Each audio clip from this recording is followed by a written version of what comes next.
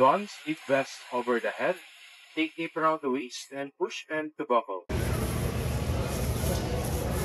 Mamedong palagsing, dito lang yan sa Butuan. Ba natin, ito raw yung delicacy dito sa Butuan City, palagsing. Para siyang suman. Ganito, puro sa amin sa Cebu, parang suman sa kanila. Dapat daw paganda yung bukas. Yan, parang saging. Ba natin. Tawag dito ulit, palagsing. Ano? Lasang dahon. Nga eh. Hindi ko masabi. Ano lasang dahon yun?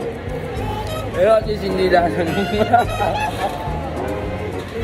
yung unang nilasahan natin. Doon. Somewhere doon. Actually, hindi ko lang siya alam talaga kung ano siya. Masasabi lang nung nag-guide sa amin kay Kuya Joseph. Sabi niya, ito daw yung basta yun. Basta tinikman natin to. Kakanin siya.